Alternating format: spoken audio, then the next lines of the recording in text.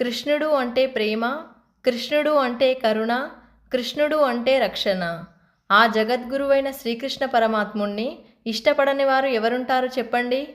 అయితే కృష్ణుడంటే అసలు ఆవులకి ఎందుకంత ఇష్టమో ఇప్పుడు తెలుసుకుందాం.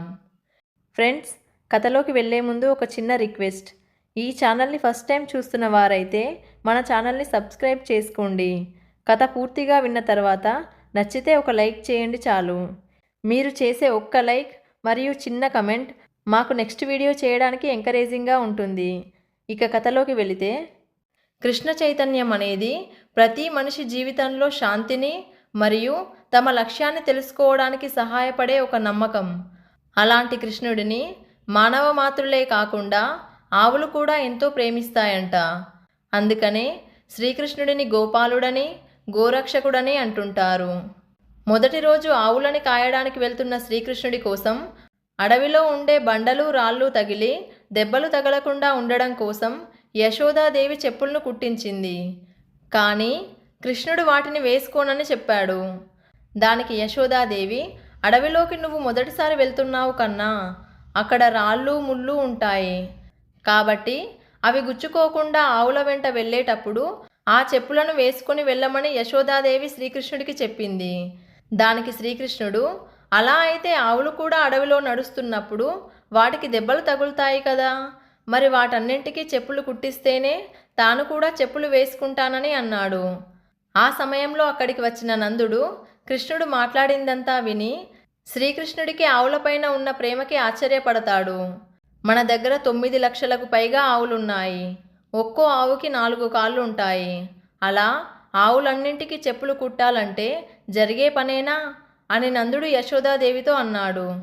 అలా అయితే ఆవులకి చెప్పులు లేనప్పుడు నాకు ముళ్ళు గుచ్చుకున్నా సరే చెప్పులు వేసుకెళ్ళను అని తన తల్లిదండ్రులకు చెప్పాడు కృష్ణుడు. అదంతా వింటున్న ఆవులు శ్రీకృష్ణుడికి తమ మీద ఉన్న ప్రేమకి ఎంతో సంతోషపడి బృందావనం చుట్టుపక్కల ప్రాంతాల్లో ఒక్క రాయి కూడా లేకుండా వాటిని తమ కాళ్ళతో తొక్కి రాత్రికి రాత్రే ఆ రాళ్ళన్నింటినీ పిండి చేశాయంట. అందుకనే ఇప్పటికి కూడా బృందావన ప్రాంతంలోని చుట్టుపక్కల నేలంతా రాళ్ళు లేకుండా మెత్తగా ఉంటుందని అంటుంటారు. మీలో ఎవరైనా ఈ ప్రాంతానికి వెళ్ళి ఉంటే అక్కడి నేల ఎలా ఉంటుందో కమెంట్ చేసి చెప్పండి.